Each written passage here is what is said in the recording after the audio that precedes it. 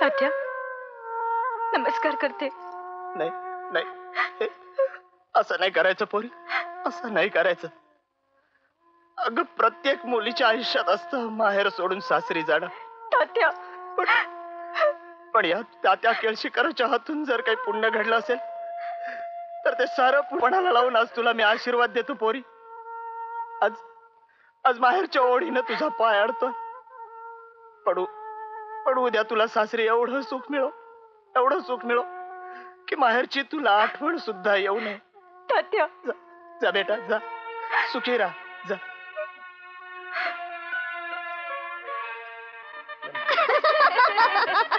नाचते पण कशी आता लागणारच बळ म्हणजे काय. मंजू, पाहिलंस तुझा नवरा किती छान आहे तो. अगं चला चल का लवकर. शी काय नवरी आली. काय सुंदर आहे मुलगी. अहो लग्नात भैयासाहेबांनी खर्च पण खूप केलाय. आणि गळ्यातला हार तर किती छान आहे. शुभ लग्न सावधान, आली लग्न घटी समीप नवरा, घेऊन या वाघरा, गृहोक्ते मधुपर्क पूजन करा, अंतस्पटा ते धरा, दृष्ट वधूवरा न करता, दोघे करा ही उभी, वादंत्रे बहुगलबला न करणे, कुर्या सदा मंगलम, शुभ लग्न सावधान, तदेव लग्नं सुदिनं तदेव, ताराबलं चंद्रबलं तदेव, विद्याबलं दैवबलं तदेव, लक्ष्मीपति ते गिरधं स्वरामि, शुभ लग्न सावधान.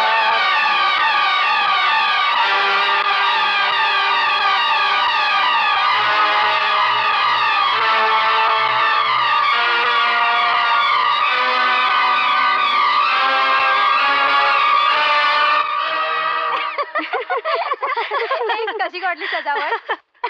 काय आवडली की नाही तुझ्या सजावट. सांग ना. ही कसली थट्टा. सोडा मला. सोडतील हा. आता आमची मिठी सोडावीशी वाटते. आणि रात्री त्यांनी धरली की. हे पहा, झालं एवढं खूप झालं. तुम्ही जाईत ना, मी खूप दमले. अहो पण जाऊ बाई, आम्ही काय तुम्हाला रात्रभर बांधून ठेवत नाही आहोत. एखादा मस्तपैकी उखाणा घ्या बघू. घ्या ना, घ्या छान पैकी. खरंच घ्या. ठीक आहे. तुम्हाला उखाणाच ऐकायचं आहे ना? हो. मग ऐका तर. अगदी कान सुपा एवढे करून ऐका. माणसाच्या नशिबी एकदा असतो जन्म, एकदाच असतं सरण. अण्णासाहेबांच्या मंजुळेला आता रोजच मरण. आता रोजच मरण. झालं तुमच्या मनासारखं? मग चालत्या वाईट ना, चालत्या वा. चला ग.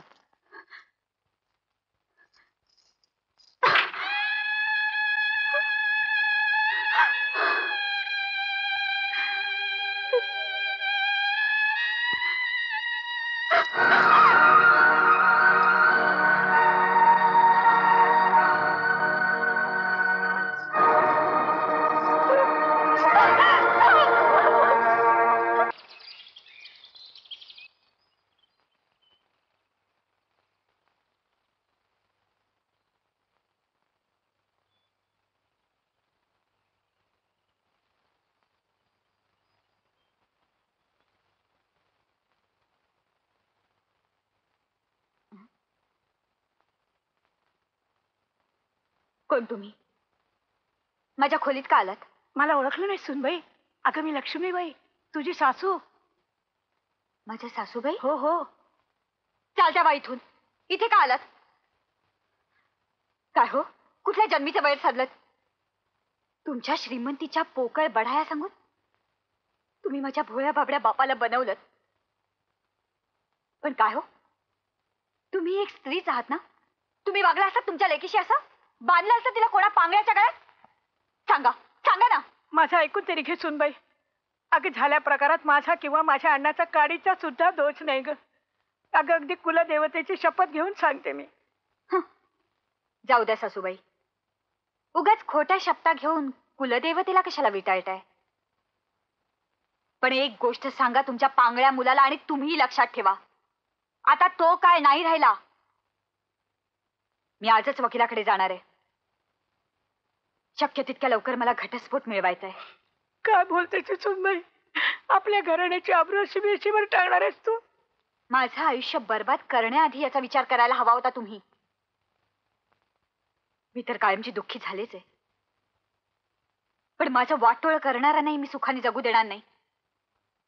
सांगा तुमच्या पांगळ्या मुलाला आणि त्याच्या मस्तवाल भावाना, म्हणा उरणगावकरांची सून आज घटस्फोट मागायला जाणार आहे. घटस्फोट! हिम्मत असेल तर अडवा तिला.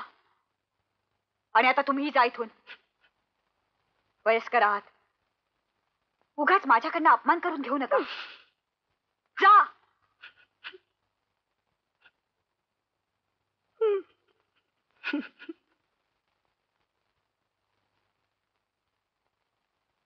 नमस्कार वहिनी साहेब, मी आपला मोठा धीर भैया. आणि मी मधला बापू. नमस्कार कर. माझा सर्वनाश करून वर हा नमस्कार? काय म्हणावं तुम्हाला? म्हणा काहीही, पण करा फक्त आम्ही सांगतो तेवढंच. आता आणखी काय करायचं राहिलं आयुष्यात? हं? असा त्रागा करू नका वहिनी साहेब, शांत व्हा. मला सांगा, काल रात्री झोप वगैरे नीट लागली ना तुम्हाला? हा, जागा नवीन आहे, झोप लागते न लागते. हा, तुमचं मान भावीपणाचं बोलणं संपवून तुम्ही जाताय का मी जाऊ? एक मिनिट. जाण्यापूर्वी डोकं शांत ठेवून मी काय म्हणतो ते नीट ऐका. हे बघा, आमच्या लोळ्या पांगळ्या भावाबरोबर तुम्ही आयुष्य काढावं अशी आमची मुळीच इच्छा नाहीये. मग हे केलं तरी कशाला? का फसवलं माझ्या बाबांना? पुन्हा चिडलात बघा तुम्ही वहिनी साहेब. अहो, प्रत्येक गोष्टीला एक कारण असतं. बापू, काय हे? हे आमच्या इस्टेटीचे कागदपत्र. आपल्यानंतर आपल्या पांगळ्या पोराचं काय होणार याचा घोर लागला होता आमच्या बापाला, म्हणून एक विचित्र तेढ घालून ठेवली आहे थेरड्यानं मृत्यूपत्रात. हो ना, म्हणे अण्णाच्या आणि त्याच्या बायकोच्या संमतीशिवाय आमचे वाटे आम्हाला मिळणार नाहीत. अहो, म्हणजे त्या पांगळ्याला जन्मभर सांभाळणं आलं नसता वैताग. अहो वहिनी साहेब, तुम्हाला सांगतो, एवढी मोठी इस्टेट आहे पण... खड्ड्यात गेली तुमची इस्टेट. मला काही देणं घेणं नाही तिच्याशी. मग सही करा कागदपत्रावर. तुम्हाला घटस्फोट मिळवून देण्याची जबाबदारी आमची. आणि समजा मी सही नाही केली तर? तुम्ही घेतलेला उखाणा सत्यानं सांगितलाय मला. रोजचं मरण, मरा रोज. ठीक आहे, करेन मी सही, पण घटस्फोट मिळाल्यावर. तेवढ्यात तुमची नियत बदलली तर प्रश्न लाखोंच्या इस्टेटीचा आहे. इस्टेटीसाठी गळा कापायची पद्धत तुम्हा श्रीमंतांची, आमची नाही. हा, बघू किती दिवस टिकतोय तुमचा गरिबीचा कैफ. आज दुपारी तयार राहा. शिंत्रे वकिलांच्याकडे जायचंय. हा, घटस्फोट मिळवून देण्याबाबत लौकिक आहे ना त्यांचा?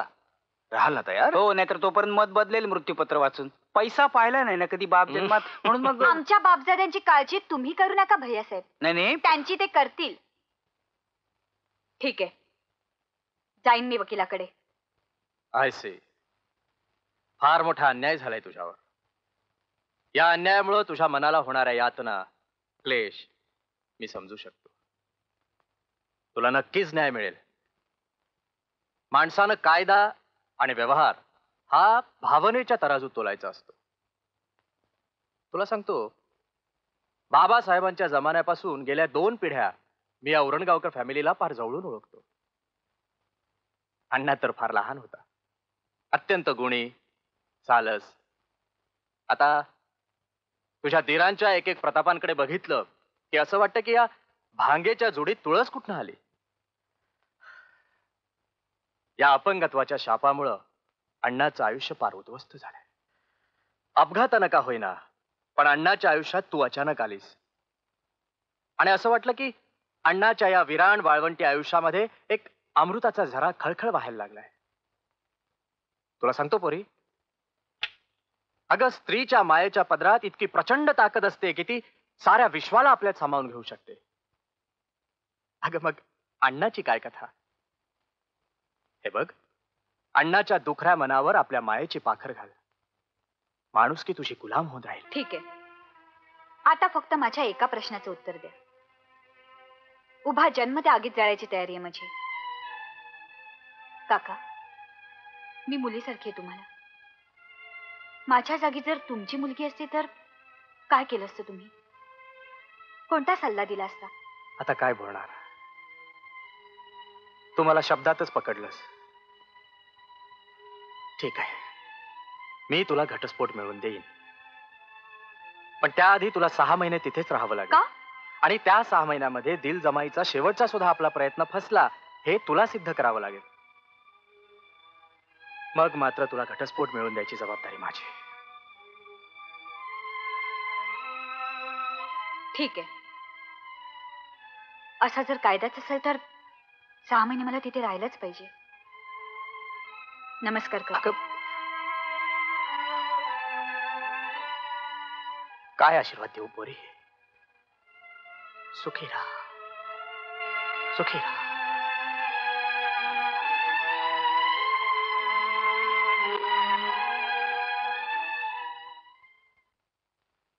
वहिनी साहेब, हं? चहा आणला. ठेव तिथे. सुनबाई, सुनबाई, काय झालं सासूबा? सुनबाई, लक्ष्मीबाई, काल म्हणे तू इथून जायचं ठरवलं. नको ग जाऊस. फार छळतात ते राक्षस आम्हाला. कधी कधी मारतात, उपाशी सुद्धा ठेवतात ग. तुम्ही बसा इथे. तुम्ही चहा घेणार? चहा नको नको, कोणीतरी पाहिलं ना. कोणीही पाहत नाही आणि पाहिलं तरी काहीही बिघडत नाही. हा चहा घ्या. अहो, घाबरायला काय झालं एवढं? तुमचंच घर आहे ना हे? हो, माझंच खरे. घ्या.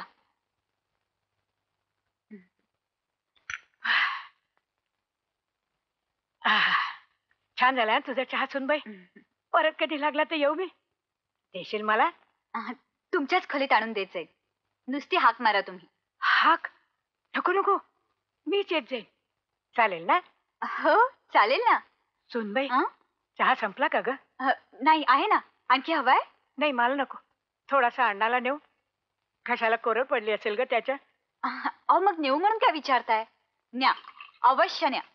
कोणाच्या बापाची भीती आहे? मीच नेऊन देऊ का? नको नको, तुझ्याशी बोलताना पाहिलं ना तर मारतील त्याला ते. मीच देते. दे.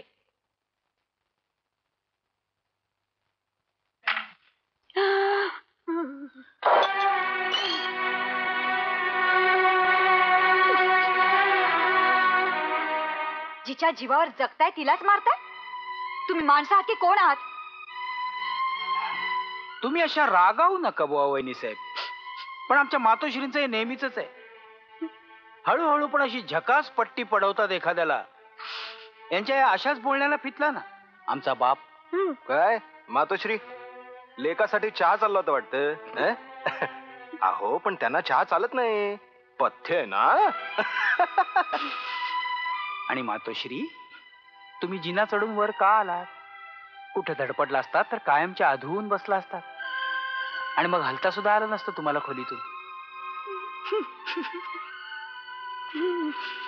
चला आता, चला तेवढा तमाशा बस झाला.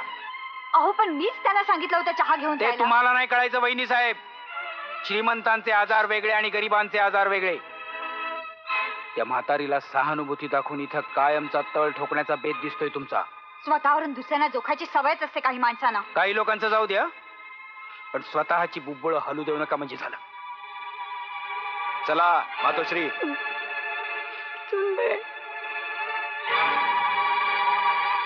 अहो वहिनीबाई, काय झालं ग खोकलायला? कुठे आग लागली का वाघ पाठी मागे लागला? अहो, एक वेळ वाघ परवडला, पण या गावच्या बायकांना ग. का ग बाई, त्यांनी काय एवढं तुझं घोडं मारले? अहो, उगीच काहीतरी विचारत बसतात. मला धाकल्या वहिनी अशाच का आणि तशाच का. काय म्हातारी येडी, सांगा याला ये ने भलतच पुराण लावत बसले. नशीब माझं तुझ्या लवकर लक्षात आलं ते. बरं, आता सांगणार आहेस का काय झालं ते? अगं ए बकुळे, काय झालं? काय ग झालं बकुळे तुला खोकलायला? अहो, आज वडाची पूजा आहे ना हो. काय गावच्या समध्या बायका गोळ्या झाल्यात, तुमची वाट बघत्यात, बलिवत्यात. चला बिगी बिगी. अगं हो हो, आम्ही तिथेच निघालो. पण तू कुठे निघालीस सटवे? तुझ्या म्हसोबाला पूजायला वाटतं. म्हसोबाला असं नका बोलू वहिनीबाई. उदंड औक्ष मिळू दे माझ्या दादल्याला. बरं, म्या येऊ? कुठं? अहो, ते तुम्हा दोघीसनी बोलवलं. धाकल्या बाईसाहेबांनी सांगून येते. काय नाही धाकल्या वहिनी साहेबांना सांगायची गरज. आली मोठी सांगून येणारी. नाहीतर काय, कशाला हवेत ग व्रत वगैरे? 7 जन्म तर सोडच, 7 महिने तरी राहायची तयारी आहे का त्या लंगड्या बरोबर तिची? हो ना, त्या म्हाताऱ्या शिंत्रे काकानी मोड घातली म्हणून, नाही तर 2 दिवसात तोंड काळं केलं असतं मेलीनं. असं का हो म्हणता? अक्षी देवी वहिनी साजरा आहेत धाकल्या वहिनी. आमच्यासारख्या नोकर माणसावर बी लई माया करतात. गप्प बाईस, मूर्खा कुठली. बरोबर आहे, तुझ्यासारखंच भिक्कारड आहे ना तिचं माहेर. अगो, यांना पाहिलं की आपल्या माहेरची माणसं भेटल्यासारखी वाटत असेल ना तिला. नाही तर काय, पण खबरदार, तिला बोलावशील तर.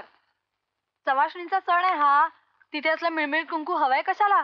तू जा, आम्ही आलोच. हो, वहिनी. अगं बघू बघू. हा घे ना. नको करूस ती पूजा. अगं 7 जन्मच काय, 1 जन्म सुद्धा कुणाचा पती होण्याची लायकी नाही अगं या पांगळ्याची. आणि तू माझ्यासाठी पूजा करतेस? नाही मंजुळा, तुला या पांगळ्याचा काही उपयोग होणार नाही. तू नको करूस ती पूजा. तुला जर मागणंच मागायचं असेल तर तुझं सारं पुण्य पणाला लाव आणि माझ्यासाठी मरण माग. हो, मरण माग माझ्यासाठी आणि निघून जा इथून. निघून जा या घरातून, निघून जा या गावातून. आणि जाताना माझ्यासाठी फक्त मरण माग. जा जा मंजुळा, निघून जा इथून. बापू जी, या अण्णाला पुन्हा झटका आलेला दिसतोय. दुसरंही तंगड मोडून ठेवा त्याचं. 4 दिवस खायलाही घालू नका, म्हणजे बरोबर डोकं ठिकाणावर येईल. अरे काय अण्णासाहेब, मात चढला नाही का तुम्हाला? 4 दिवस खायला नाही दिलं ना की बरोबर ताळ्यावर येशील. मारताय कशाला? सोडा त्यांना. अहो, काय चालवलंय का तुम्ही? मग अहो, सोडा त्यांना. तुला मारतील ते. मी सांगते की काय?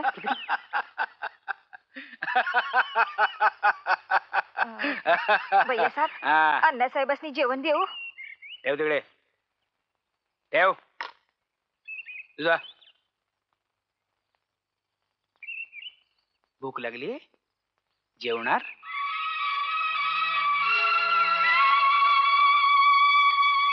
जेवणार, पण जेवण्याआधी आम्हाला थोडं नाचून दाखवणार?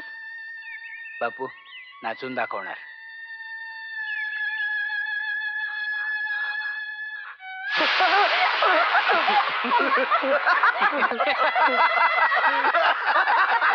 वहिनी, तुमचा लंगडा नवरा काय छान नाचतोय बघा.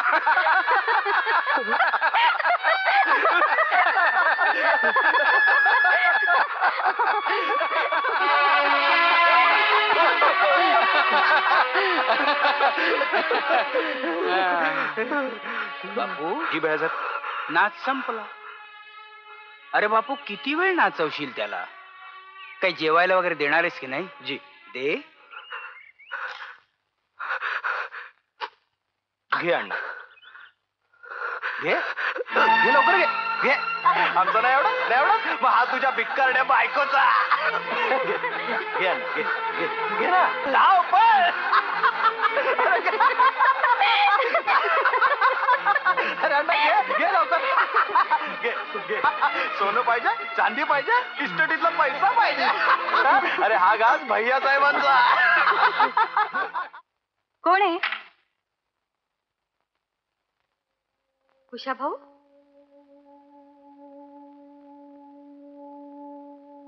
होय, कुशा भाऊ. सगळं समजत असून सुद्धा काहीही करू न शकणारा कुशा भाऊ. काय सांगू तुम्हाला? कुत्र्याला मिळू नये अशी वागणूक इथं या घरच्या मालकाला मिळते आहे. आणि या घरात राहणाऱ्या सगळ्यांच्या काळजाचे फत्तर झाले आहेत, फत्तर. परवा अण्णासाहेबांचे हाल पाहवले नाहीत ना तुम्हाला? पटकन तिथून निघून गेलात आणि वाटलं आहे अजूनही कुठेतरी जिवंत झरा आहे. समजते मला. फार सोसावं लागलं यांना आणि सासूबाईंना. पण अजूनही एक गोष्ट लक्षात येत नाही माझ्या, की का लग्न केलं याने? स्वतःच्या केविलवाण्या अवस्थेचा विचार का केला नाही त्यांनी? स्वतः होरपळत असलेल्या दुःखाच्या आगीत मलाही का ओढलं? काय मिळालं त्यांना असं वागून? भैया साहेबांचा आणि बापू साहेबांचा नीच डाव लक्षात आल्यावर अण्णासाहेबांनी या लग्नाला विरोधच केला होता. पण उत्तर म्हणून यांच्या छळांना ऊत आला. आणि तरी अण्णासाहेब बधेनात, तेव्हा या चांडाळांनी आपलं शेवटचं अस्त्र उपसलं. अहो, लक्ष्मीबाई साहेबांना जिवंत मारण्याची धमकी दिली त्यांनी. अण्णासाहेबांचा नाईलाज झाला. तुम्हाला सांगतो, ऐन मुहूर्ताच्या वेळेला अण्णासाहेबांनी लग्नात गडबड करू नये म्हणून या कसायांनी त्यांच्या पाठीला चाकू लावला. केवढा मोठा व्रण पडलाय त्यांच्या पाठीवर. धन्य आहे अण्णासाहेबांच्या सहनशक्तीची. आता हळूहळू सारं लक्षात यायला लागलंय माझ्या. पण तुम्ही काळजी करू नका त्याची कुशाभाऊ. कदाचित हा अन्याय दूर करण्यासाठीच नियतीने मला इथे पाठवलं असेल.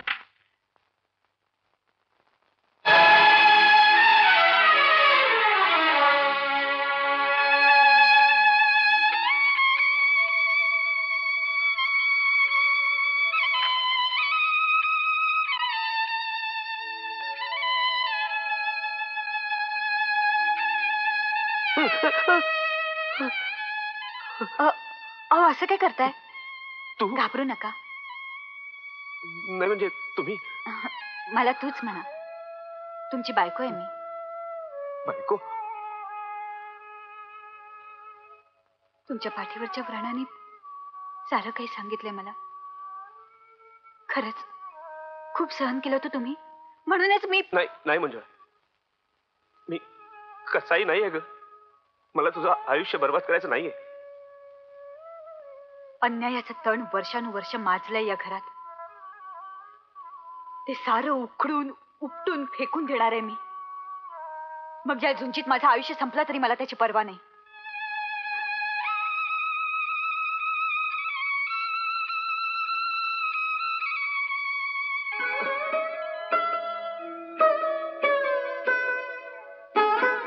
मंजुळा, मला अशा प्रेमाची लाडाची सवय नाहीये ग. असं डोळ्यात पाणी नाही आणायचं. पण हे पहा, मला तुमच्याकडून एक वचन हवंय. वचन? हो, मी सांगेन ते तुम्ही ऐकायचं. त्या राक्षसांचा सामना करण्यासाठी मला तुमची मदत हवी. ठीक आहे, तू सांगशील तसं होईल. शो करा. 3 बादशे 3 राजे. क्या बात है.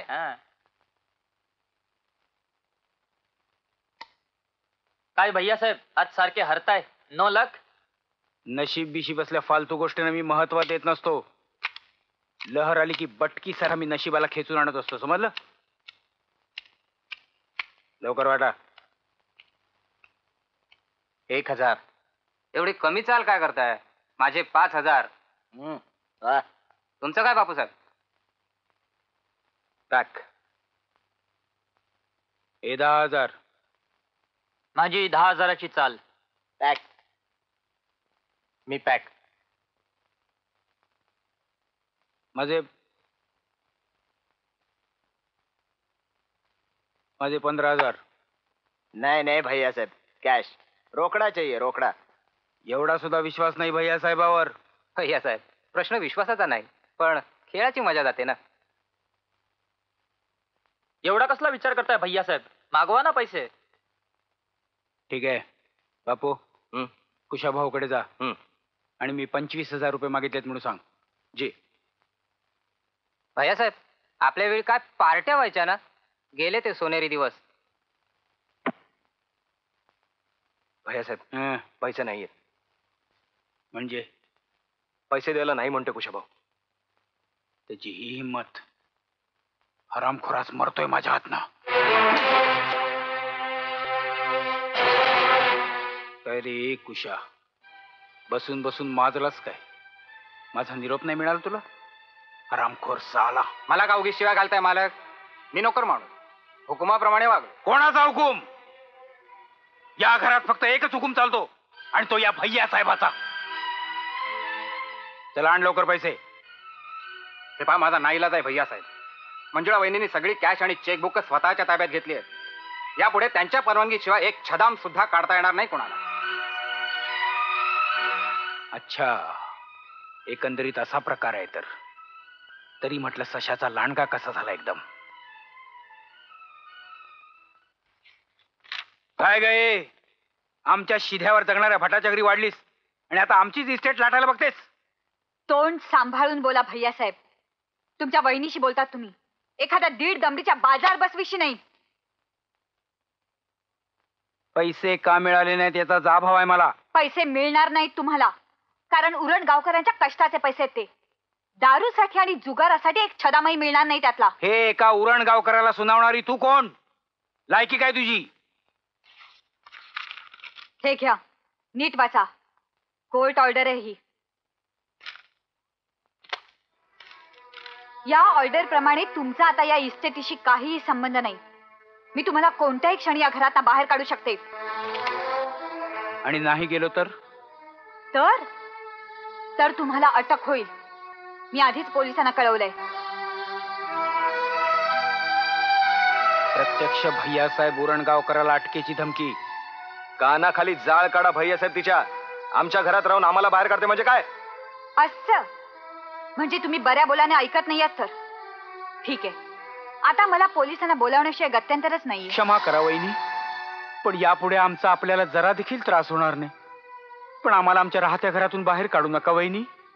काय झालंय काय भैयासाहेब तुम्हाला? गप्प बैस, मी वागतोय तसा वाग, नाही तर बेड्या पडतील हातामध्ये. क्षमा करा वहिनी. मलाही क्षमा करा वहिनी, मी तुमचा अनंत अपराधी आहे.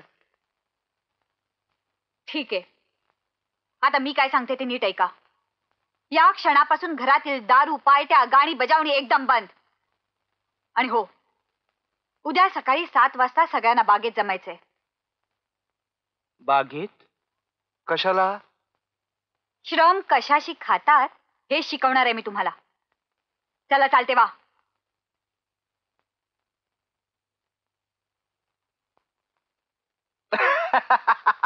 भैयासाहेब काय बेमालूमपणे पलटी मारली तो तुम्ही एकदम. अहो एखाद्या सराईत माशाला सुद्धा अशी पलटी मारता आली नसती. पण भैयासाहेब तुम्ही सुद्धा टरकून जावं असं काय होतं त्या पेपर मध्ये? तुझी अक्कल नाही वाढली बापू, फक्त वयच वाढलंय. त्या बाईनं त्या पांगळ्याला पुरतं येडं करून टाकलेलं दिसतंय.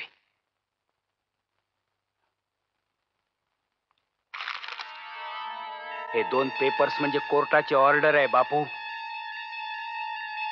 या शिंत्रे वकिलाच्या सहाय्याने त्या महामायेने कधी जमवलं तेच कळत नाही. आता ती आपल्याला घराबाहेर पण काढू शकते. इतकंच नव्हे तर आपण जरा विरोध केला तरी आपल्याला तुरुंगात डांबायला ती कमी करणार नाही. अहो पण मग भैयासाहेब ती 6 महिन्याची मुदत, घटस्फोट वगैरे? खोटं आहे ते, खोटं आहे. पैशासाठी त्या पांगळ्याला ती जन्मभर सुद्धा सांभाळेल. बाप रे, म्हणजे आपलं आयुष्य त्या पांगळ्याची आणि त्या बयेची सेवा करण्यातच संपून जाणार? अरे हट, आज आपली वेळ बरी नाहीये. माती पकडून गच्च बसायचं आणि वेळ आली की काय? हळू बोल. इथं कशाचाच भरोसा देता येत नाही. इकडे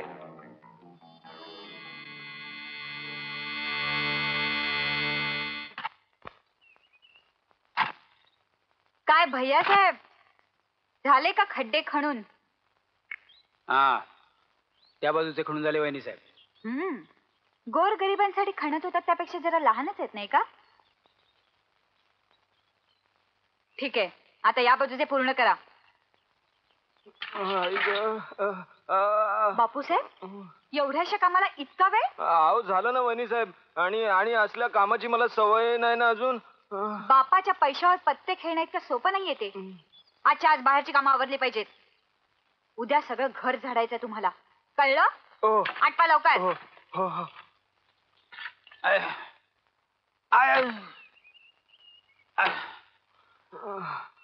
अहो भैयासाहेब, हे फावडा हातात धरून धरून हाताचं पार धिरडवाची पाळी आली आता.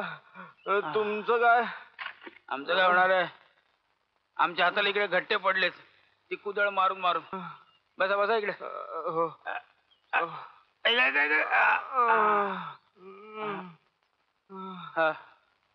भैयासाहेब, कधी सुटणार आपण या जाचातून? कधी? एक आपण तरी मरायला हवं, नाही तर ते दोघी तरी मरायला हवेत. ते दोघी तरी मरायला हवेत. ते दोघी तरी मरायला हवेत. म्हणजे सत्या, एक नृत्या, लवकर इकडे या. काय वहिनी साहेब? चला उचला ती झाडू. सगळे साफसफाई घ्या.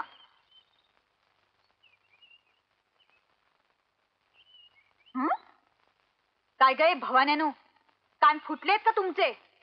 भैयासाहेब, भैयासाहेब,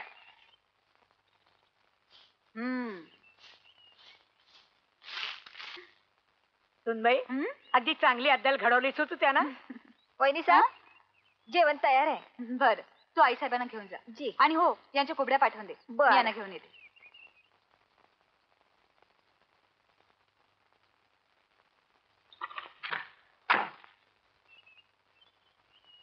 थांबा. तुम्ही कुठे निघालात? काम चुका? संध्याकाळपर्यंत सांगितलेलं काम झालं नाही तर सगळं सामान सुमान रस्त्यावर फेकून देईन. सांगून ठेवते. चला जा कामाला. जाऊ दे ग म्हणजे झाली एवढी शिक्षा खूप झाली. शेवटी आपलीच माणसं आहेत ती. वहिनी साहेब